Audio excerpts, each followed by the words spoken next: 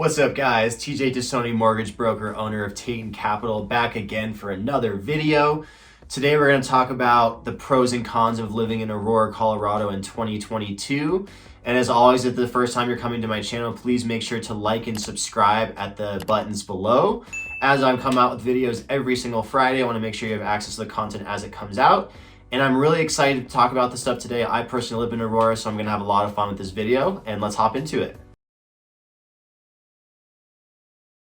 All right, so one of the things that's definitely a pro of being in Aurora is the proximity to golf courses. So Aurora has 5 city golf courses. The names of them are Aurora Hills, Meadow Hills, Murphy Creek, Saddle Rock, and Spring Hill. For me, it's important because I've been a golfer my whole life since I was a little kid. I think I had a stuffed animal. My parents told me I named it Putter or something like that when I was a little kid. So I always have really fond memories of growing up with my dad and with my grandfather of always going out golfing. So being able to be 5-minute drive from Meadow Hills is really exciting for me. And for what the costs are, they're actually pretty well maintained. So, you know, on twilight hours, if you're just gonna be walking, you might be able to pull off something as cheap as like maybe $15 for twilight just to play as many holes as you can, or you can get a cart and, you know, do 18, maybe up to 60, 70, 80 bucks. Cost wise, it's pretty good for what they are as far as, you know, city courses go, and, you know, like I said, very well maintained.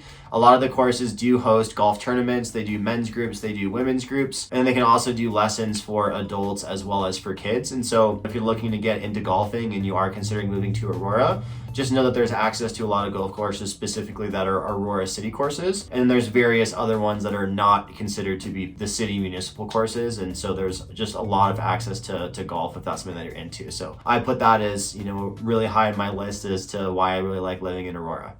All right, so one of the cons to being in Aurora, Colorado is its walkability. So when I say walkability, I talk about accessibility of getting to the grocery store or going out to restaurants or just going out and about. So being specifically in Aurora, it's very spread out, and there's not very many areas where your house is close to a strip mall or something where you can just actually walk to do stuff. If you're comparing, you know, Aurora to, like, let's say, you know, the Highlands downtown or Capitol Hill downtown, and you're looking at Wheat Ridge, Arvada, there's going to be like more centralized main streets of things that you can do. So Aurora doesn't really have that. You know, they've got a really big mall, but that's not really something that you can walk to. It's right off the freeway, so it's not really close by to anything. And then as far as things to do, if you're looking at really far into Aurora in the Southlands area, that's like an area where you can drive to and you can walk around, and there's, you know, there's a movie theater in there, there's lots of different restaurants and bars, stores, things of that nature. But again, it's still a commute to get to it. You know, you don't really have a neighborhood where you just walk outside and then you're kind of, you know, amongst the hustle and bustle. So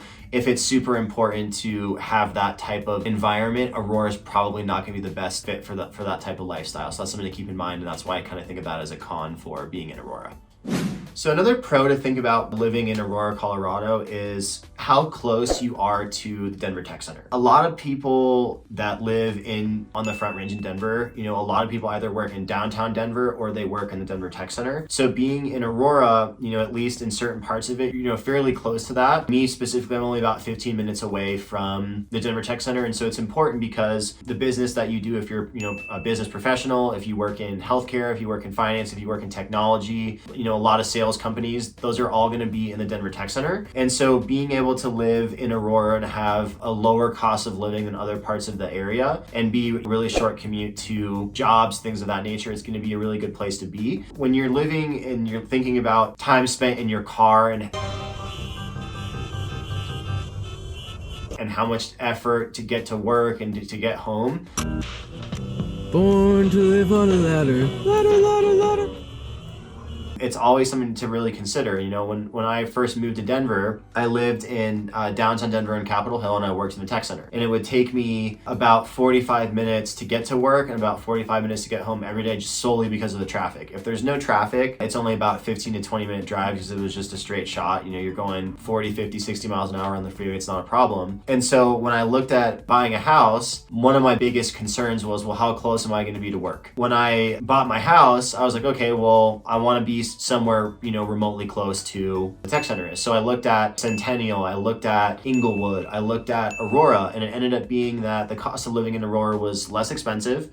I could get more house for the value of the money. And then it ended up just being super convenient because of actually how geographically close it was to where I physically worked. And ironically, I ended up switching jobs and not ended up working in the tech center, so it didn't really matter. But realistically, it's definitely a very nice asset to be that close to a tech center. And you're thinking about owning a property, the more people that work in that area are going to have to look for, a lower cost of living. And if your house is close by, it means that your house is going to be more desirable. So those are some things to think about. And I put that as a pretty high, pro on my list of being in Aurora.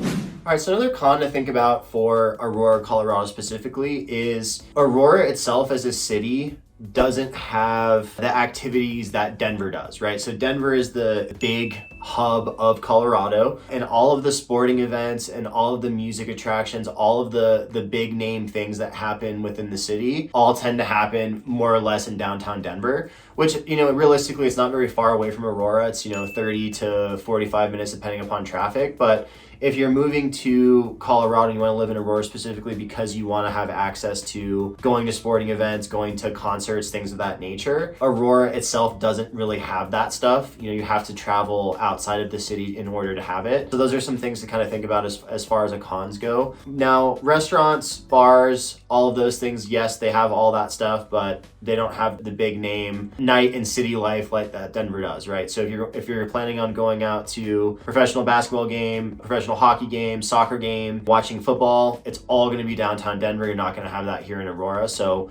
those are some things to keep in mind if that's really, really important to you. Aurora doesn't have that really much to offer in regards to those things. All right, so another pro about living in Aurora, Colorado is what the cost of living is like in Aurora. So I'm pulling some data and statistics from the Best Places website. And so what I want to kind of point out is the cost of living in Aurora versus kind of the generalized average for Colorado as a whole. And so what goes into, the overall cost of living is you break down grocery costs, you've got healthcare costs, housing costs, utility costs, transportation costs. And so the way that the Best Places website looks at those things is they look at specific areas in relation to state averages, in relation to national averages. So the way that they rank them is 100 is the nationwide average. So anything below that is less expensive than the average. Anything above that is more expensive than the average. Aurora as a whole comes in at 117% as a whole when you're looking at nationwide averages as far as cost of living goes. But what I want to point out specifically is the cost of living in Aurora in relation to Colorado, right? Because we're comparing areas to live if you're moving to Colorado. So when you're looking at overall cost of living in Colorado, it comes in at 121. Whereas Aurora is at 117. So you can see it's slightly less expensive to live in Aurora as a part, in comparison to other areas of Colorado as a whole. So, when you're looking at breaking down the actual itemization of healthcare costs, grocery costs, the majority of those things are less expensive in Aurora. Housing costs is a little bit less expensive in Aurora. Utility costs is less expensive in Aurora. So when you're looking at all of the fees and everything that comes together as a whole, Aurora is a less expensive place to live, and that's why it's a nice place to be. It's a pro for me, and that's why I live in Aurora. And I want to talk about another con that somebody to think about. So Aurora has a negative stigma about it. A lot of it stems from the fact that there was that shooting in the movie theater for Batman back in 2012. It's hard to, or not really fair to judge a place based on something that's so heavily publicized in the news. And it's also really important to point out that Aurora is a very large city. It's the third largest city in Colorado as a whole. And it's split between North Aurora and South Aurora, or Southeast Aurora. So North Aurora is where you're going to have crime rates that are going to be a little bit higher than, kind of the Colorado averages or the US national averages. So it's important to understand that, there's going to be certain pockets that are not going to be as favorable as certain areas. So when you're looking at North Aurora, there's some things to keep in mind. Now, the offsets to, the northern parts of Aurora, that's where the hospitals are, right? That's where Anschutz is. That's where the Children's Hospital is. It's important to kind of keep that in mind. Now, I personally live in southeastern Aurora, so, I've been around all of Aurora, and southeast Aurora is very up and coming. There's some parts that really border Centennial and you're looking at Southlands Aurora, it's very well developed. There's a lot of new construction going out there where you can see properties that are gonna be like in the low 500s all the way up to a couple million. So there's a lot of positives to offset the negative stigma. We talked about earlier, the cost of living is really good here. It's really close to the tech center. So those are some really good things to keep in mind to kind of counteract, the con of the negative stigma about it. I really enjoyed making this video. It's really close to home as I live in Aurora, but if there's ever any feedback, any questions you have about what it's like, living in Colorado, or any mortgage specific questions, or you want to meet up for a drink or to go snowboarding or to go golfing, I'm open for all of those things. And I really appreciate making these videos. So, make sure if you have any questions to comment below or send a text or email at the contact info below. And I look forward to seeing you guys in the next video.